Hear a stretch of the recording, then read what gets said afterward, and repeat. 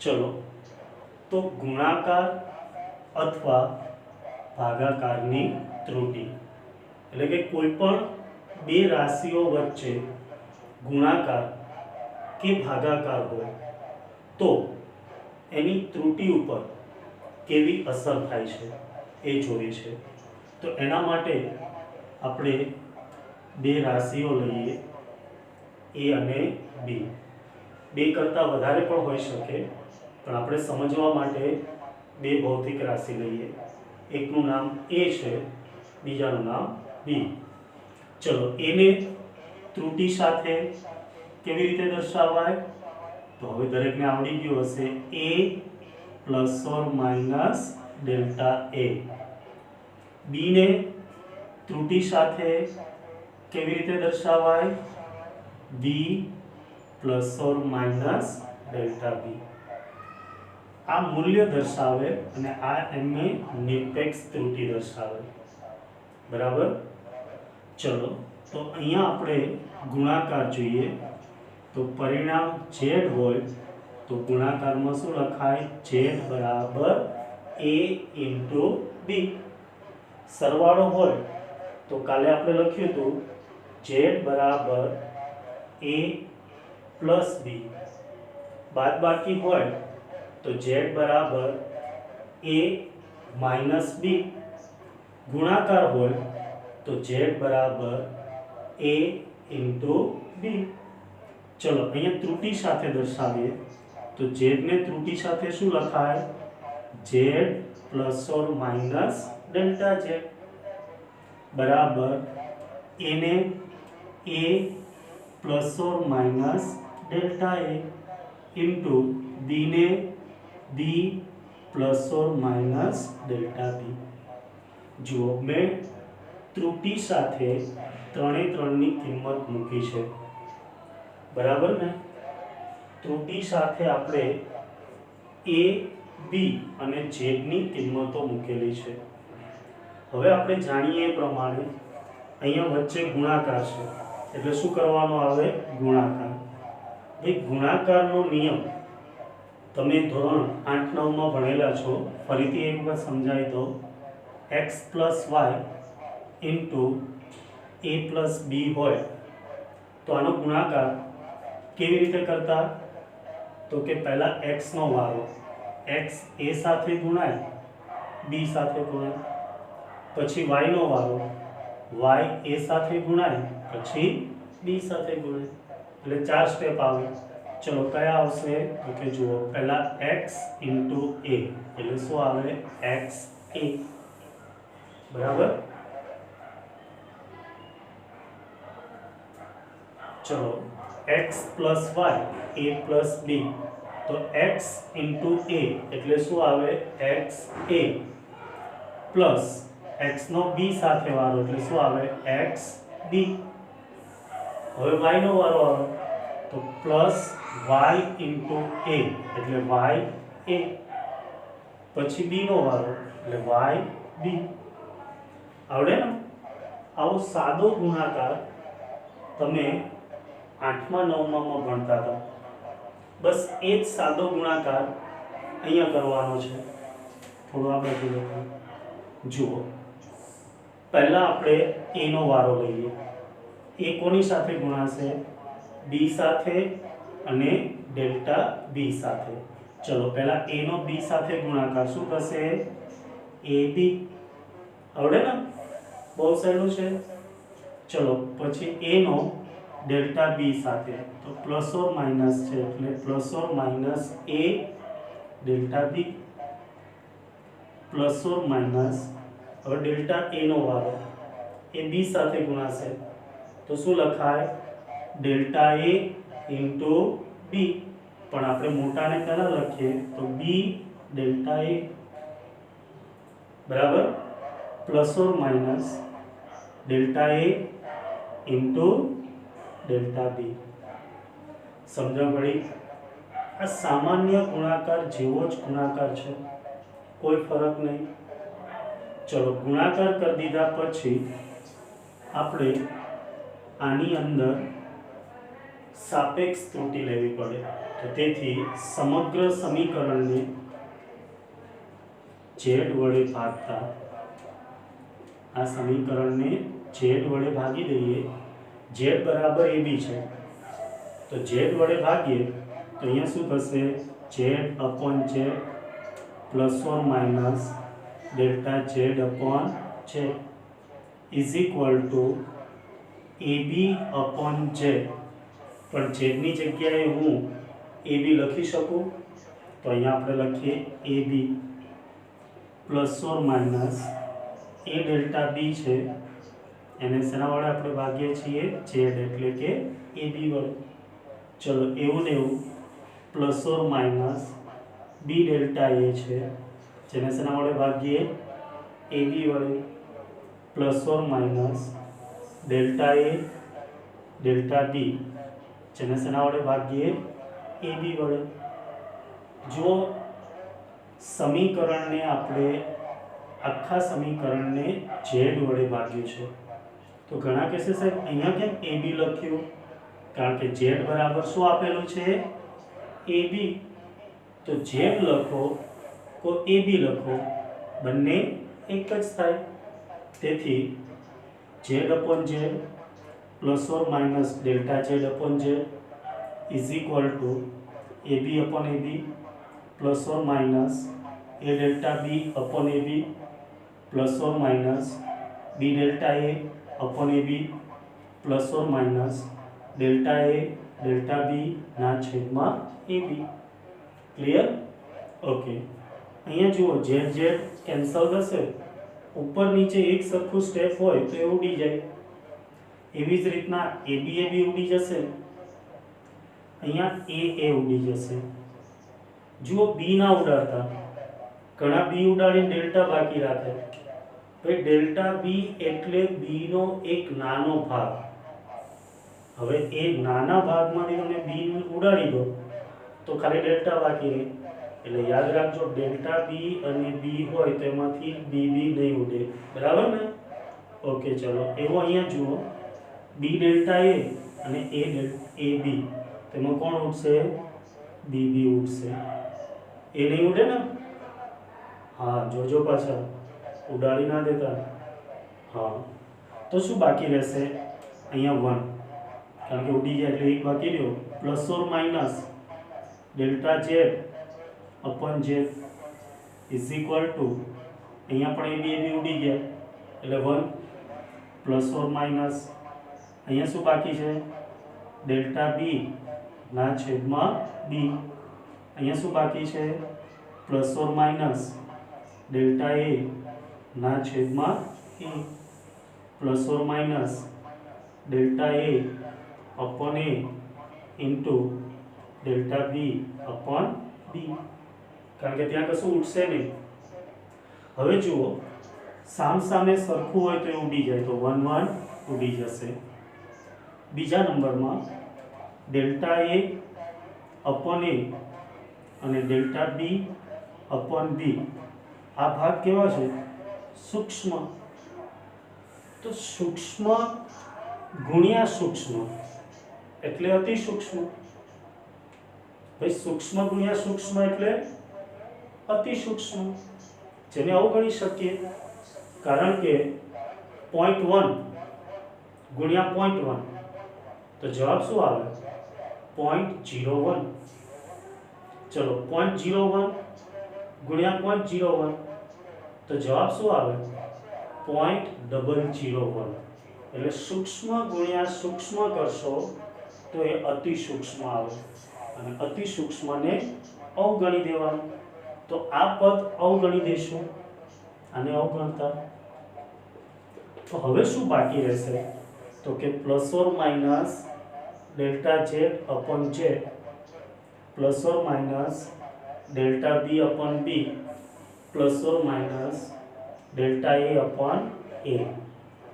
તો અહીંયા પણ જો આપણે મહત્તમ શબ્દ વાપરીએ, મહત્તમ સાપેક્ષ ત્રુટિ,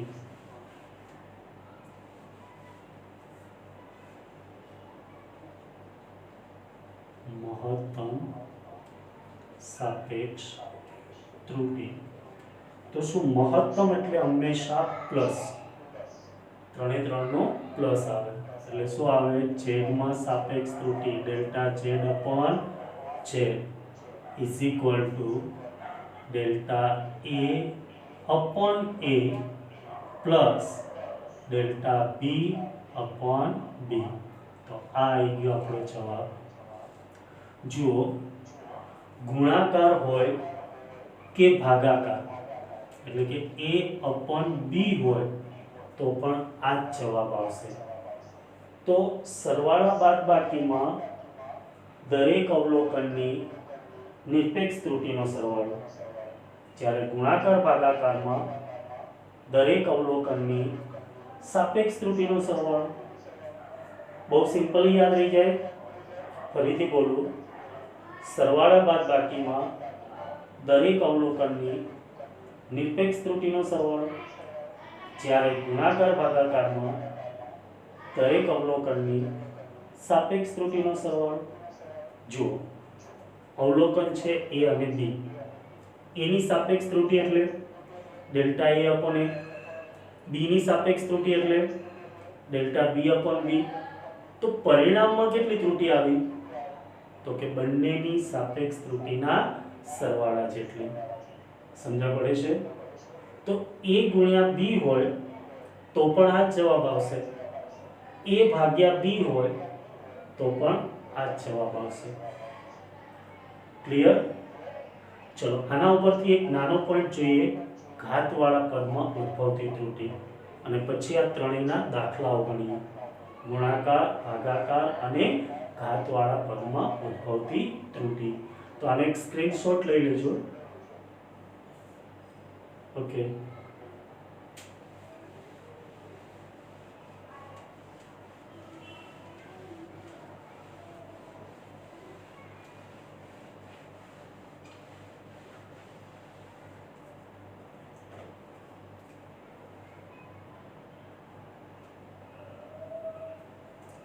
ઘાતવાળા પદમાં ઉદ્ભવતી ત્રુટિ.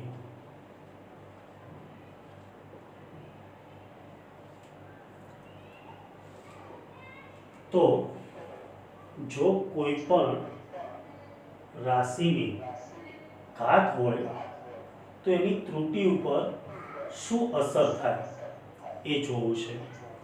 દાખલા તરીકે આપણને અવલોકન એ આપ્યું છે અને એની બે ઘાત છે, એટલે કે z બરાબર a સ્ક્વેર.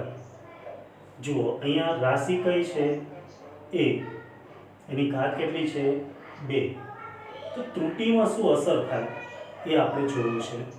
તો હમણાં આપણે ગુણાકાર ભાગાકારની રીત કરી એ પ્રમાણે a સ્ક્વેર એટલે a ઇન્ટુ a લખાય.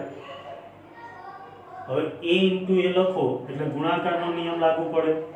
તો આપણે હમણાં જ જોઈ ગયા, ગુણાકાર હોય કે ભાગાકાર, પરિણામમાં ઉદ્ભવતી સાપેક્ષ ત્રુટિ. અહીંયા પરિણામ કોણ છે? z. તો z માં ઉદ્ભવતી સાપેક્ષ ત્રુટિને શું લખાય?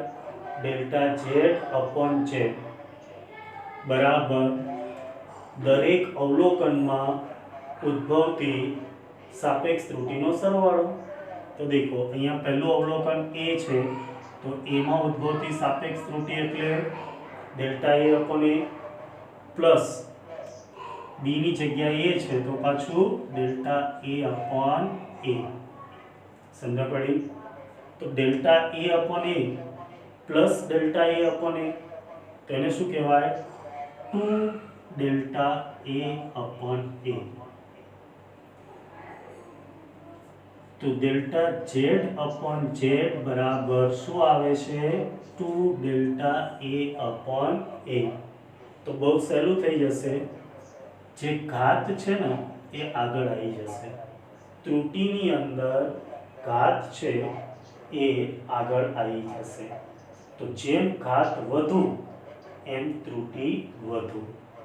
ચલો, દાખલા તરીકે z બરાબર a ની 3 ઘાત હોય તો પરિણામમાં ઉદ્ભવતી ત્રુટિ કેટલી હોય?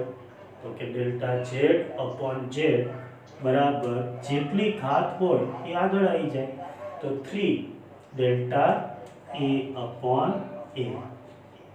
આ પરીક્ષાની અંદર એમસીક્યુ સ્વરૂપે પૂછાઈ ગયેલો પ્રશ્ન છે. ચલો આને વ્યાપક રીતે લખી દો કે z બરાબર a ની n ઘાત હોય તો પરિણામમાં ઉદ્ભવતી સાપેક્ષ અથવા આંશિક ત્રુટી બરાબર n delta a upon a આવડશે.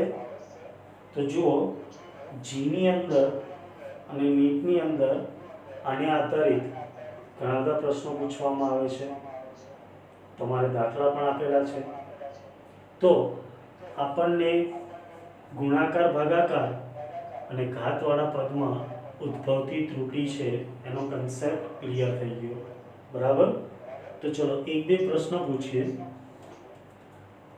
જે તમારે પરીક્ષામાં પૂછાયેલો. x બરાબર a b ઇન્વર્સ, તો પરિણામમાં ઉદ્ભવતી સાપેક્ષ ત્રુટી ખાલી જગ્યા થાય. ચલો દરેક ગણી મને બતાવશે, હું દરેકના વિડીયો જોઉં છું. ખાલી તમારે કેમેરાની સામે એનો જવાબ લખવાનો છે. ફટાફટ લખીને બતાવો.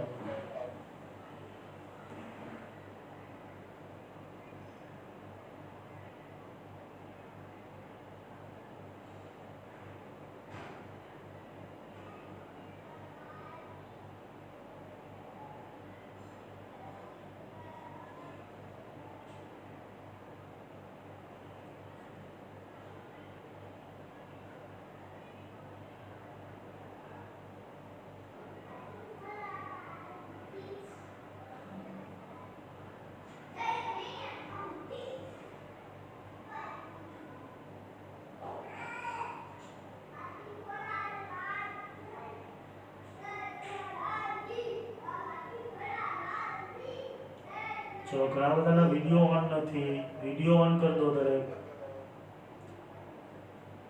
યસ, ચલો દી ખોટું છે. હા દ્વિજા ખોટું છે. ચલો દરેક ફટાફટ વિડીયો ઓન કરો.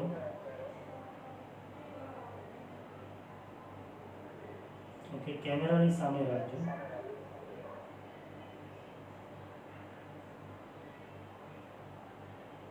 કે અન્ની પ્રજાપતિ ખોટું છે.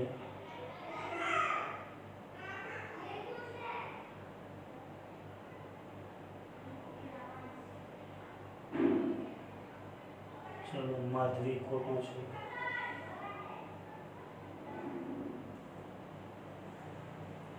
ઓકે, હવે એટલા બધા છે 80 ઉપર એટલે બધાને નહીં જોઈ શકતો, પણ દરેકે જે ભૂલ કરી છે દરેકનો જવાબ મને આવો દેખાયો. જેનો નથી જોયેલો બરાબર ડેલ્ટા એક્સ અપોન એક્સ બરાબર delta A upon A minus delta B upon બી લખ્યો. આ ખોટું છે. જુઓ ભાઈ, આ પ્રશ્ન તમારી પરીક્ષામાં પૂછાયો હતો. એ બી ઇન્વર્સ છે, એનો મતલબ એ ના છેદમાં બી કોઈ પણની માઇનસ ઘાત હોય તો એ છેદમાં પ્લસ જ કહેવાય. તો ભાગાકાર છે અને ગુણાકાર હોય કે ભાગાકાર, દરેક અવલોકનમાં ઉદ્ભવતી સાપેક્ષ ત્રુટીનો સરવાળો.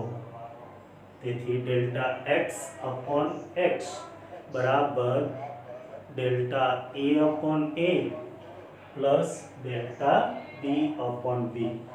આવડી જાય. જો બહુ સહેલું છે, શરૂઆતમાં ભૂલ પડશે, નો પ્રોબ્લેમ, પણ બતાવજો તો મને ખબર પડે કે તમે કેવી ભૂલ કરી શકો. આવડશે. ચલો એક ઘાતવાળું લઈ લઈએ, પછી આપણે ઉદાહરણ જોઈશું અને જી નીટમાં પૂછાયેલા આને આધારિત પ્રશ્નો પણ જોઈશું, બરાબર. ચલો એક લખીએ. x બરાબર a ની p ઘાત b ની c ઘાત ના છેદમાં d ની r ઘાત. તો અહીંયા ત્રણે ત્રણ વસ્તુ મેં લઈ લીધી છે, ગુણાકાર, ભાગાકાર અને ઘાતવાળું પદ. તો આમાં ઉદ્ભવતી સાપેક્ષ ત્રુટિ કેટલી થાય? ચલો, કોઈ ગણી દીધો હોય તો ખાલી કેમેરાની સામે રાખી દેજો.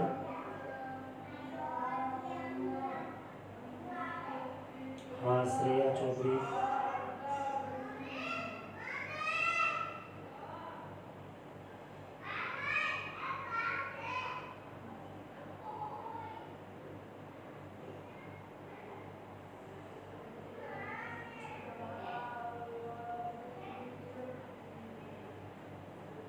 શિવ રાવલ, કેમ હવે એડમિટ થાવ છો?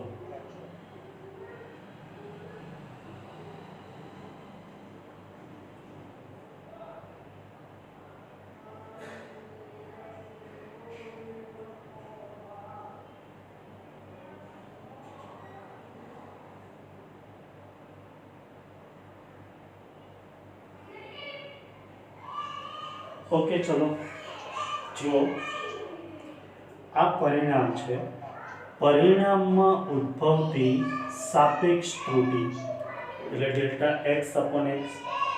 પહેલાં તો એ વસ્તુ યાદ રાખજો, ખાલી ડેલ્ટા ઝેડ હોય તેને નિરપેક્ષ ત્રુટિ કહેવાય, પણ ડેલ્ટા ઝેડ અપોન ઝેડ હોય તેને સાપેક્ષ ત્રુટિ કહેવાય.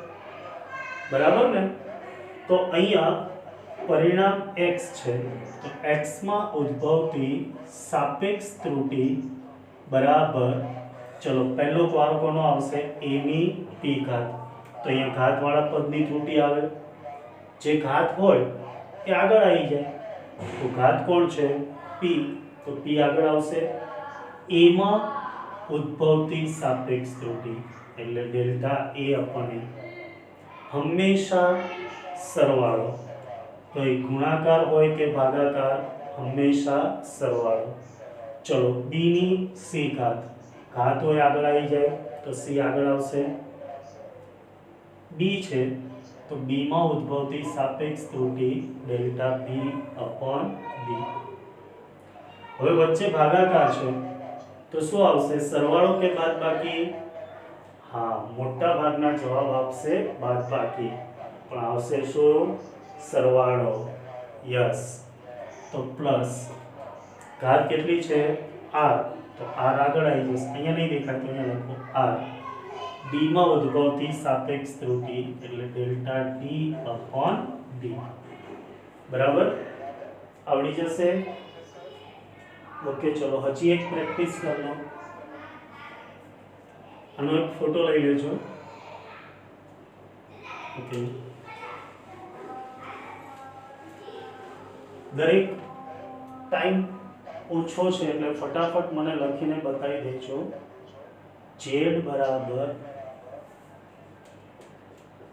કેપિટલ A ની p ઘાત,